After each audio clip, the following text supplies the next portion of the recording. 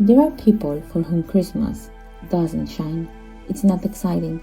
It's not consolation. It doesn't feel like Christmas. And maybe you are one of them. While everything around you speaks of lights, celebrations, and joy, your heart is tired, hard, or simply empty.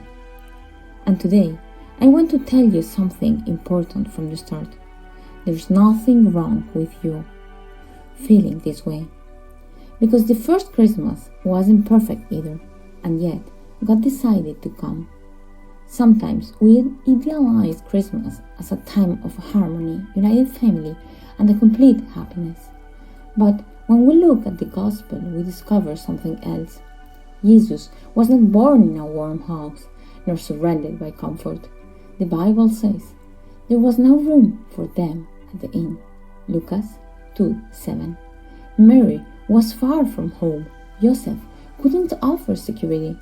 There were no certainties, no clear plans, no stability, and yet God was born there. This reminds me of something very profound.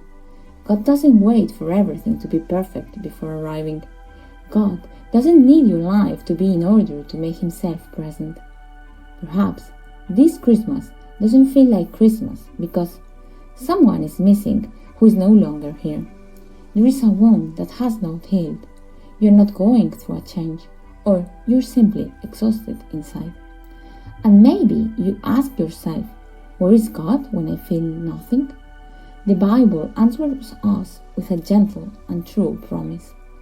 The light shines in the darkness, and the darkness did not overcome it. John 1:5. It doesn't say that the darkness will suddenly disappear. It says that the light continues to shine even when we don't perceive it. Sometimes Christmas doesn't arrive as joy. It arrives as silence, like discreet presence, like someone who sits next to you and doesn't demand anything from you. And that too is God. I'll share something personal with you. There have been Christmases in my life when I too felt disconnected. Everything seemed the same on the outside, but inside I felt something was missing. And for a long time I thought that meant I lacked faith, until I understood something very important. God is not offended by your tiredness. He doesn't ask us to fake joy. He asks us to be genuine, like Mary, who didn't understand everything, but she treasured the things in her heart. Mary treasured up all the things, pondering them in her heart. Lucas 2:19. Even when we don't know what to feel, we can simply keep, wait, breath, and trust. If this Christmas doesn't feel like Christmas, I want you to remember this. God is not born only in joy. God is born in weariness. God is born in absence. God is born in the heart that keeps going, even when it's difficult.